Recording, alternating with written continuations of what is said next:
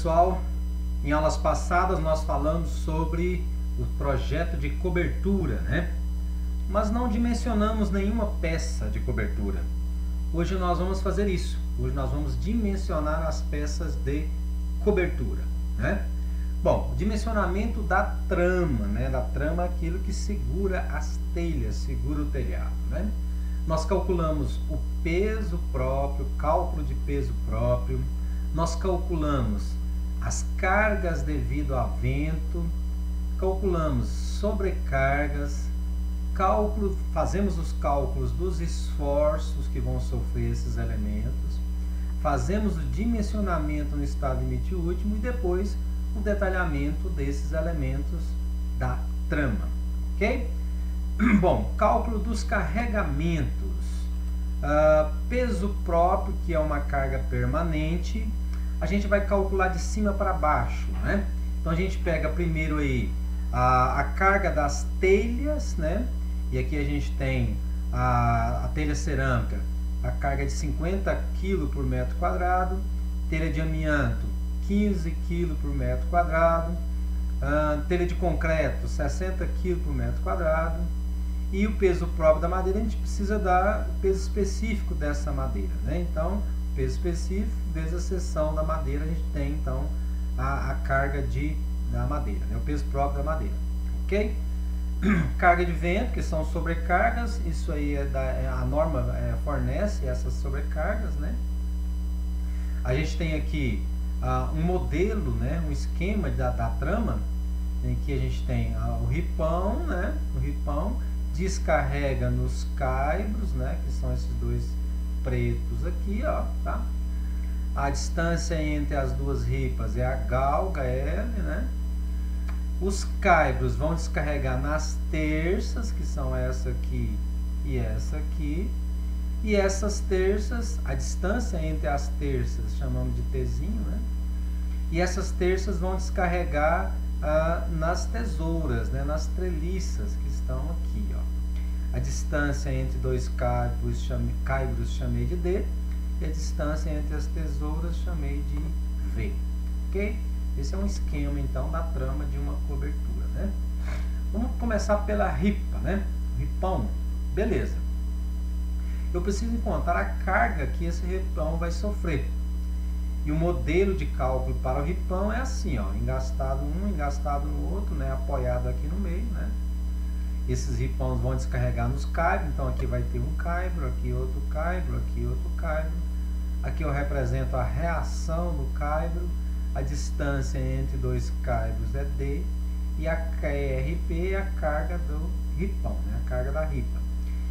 O esforço que a ripa vai sofrer é de flexão simples e cisalhamento. Então nós temos que voltar lá no início do ano, calcular a flexão dessa ripa e o cisalhamento. Mas o que eu preciso para calcular a flexão e cisalhamento? Esforço de momento fletor e esforço cortante. Então aqui eu tenho formulado como calcular a carga da ripa, que vai ser a galga L, que multiplica o peso da telha, peso próprio da telha, mais a sobrecarga, mais o peso da ripa mesmo, o peso próprio da ripa. E assim eu vou ter a reação no caibro, QRB, RCB, aliás, reação no caibro, que é a carga da ripa vezes a distância entre dois caibros. E aí eu tenho o esforço, momento característico máximo, que é a reação no caibro dividido por 3, e o esforço cortante máximo, que vai ser a reação no caibro dividido por 2. Então aqui eu tenho os esforços suficientes para mim calcular a flexão e o cisalhamento nesse ripão. Depois que eu calculei o ripão, ele vai descarregar nos caibros. Então eu vou dimensionar agora os caibros, né? Beleza. A carga que eu vou ter no caibro eu chamei de QCB. O caibro ele fica inclinado, né, apoiando nas terças. Então você tem aqui cumeira, terça e terça, né? Distância entre as terças eu chamei de T. A reação que essa terça vai ter eu chamei de RTE, né? E a projeção da distância entre duas terças eu chamei de TX. O carregamento então vai ser a carga que o caibro vai receber vai ser RCB, que é aquela reação que na anterior, né? A reação do caibro, dividido pela galga, mais o peso próprio do caibro. Aí eu calculo o ângulo de inclinação, que é arco tangente da declividade, né? Declividade nós estudamos em aulas passadas. Calculo a projeção Tx, que é a distância t vezes cosseno do ângulo já calculado aqui. A reação que vai ter a terça é 1,25 de QCB, que é a carga do caibro, né? Vezes Tx calculado aqui. Beleza, aí eu venho para os esforços. O momento característico igual ao RTE, que é a reação na terça dividido por 2. O momento característico negativo é o RTA vezes cosseno do ângulo dividido por 12,5, né? E a cortante, que é a RTE vezes cosseno do ângulo dividido por 2. Tá? Tem uma muriçoca me enchendo o saco aqui. Bom, tá. Achei os caibros, os esforços no caibro, eu vou calcular então a flexão simples e o cisalhamento.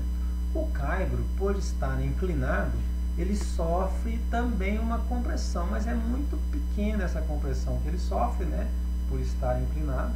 Então já podemos desprezar essa compressão. Vamos dimensionar também para flexão simples e cisalhamento.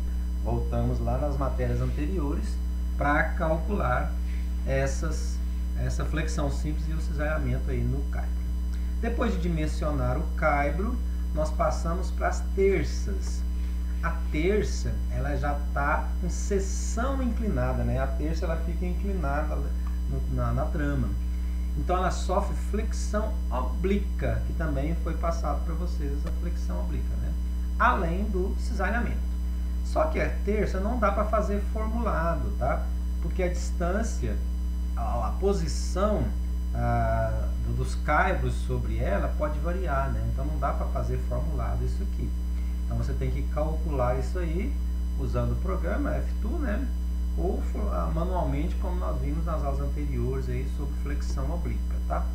Não dá pra gente formular isso aqui não, tá? Dimensionamos as terças, então, para flexão oblíqua e cisalhamento. Essas terças vão descarregar ou em pontaletes, geralmente em laje usa pontalete, né? Ou descarrega em treliça ou tesoura, tá? Aqui eu coloquei uma tesoura, né? Uma treliça aí, ó. A treliça ou tesoura, elas sofrem apenas tração e compressão. Qualquer treliça, você dimensiona apenas a tração e compressão. Mas tem um detalhe. Todas as terças têm que estar colocadas nos nós. Observa aqui, ó, o RTR1, RTR2, RTR3, né? Todas estão colocadas nos nós.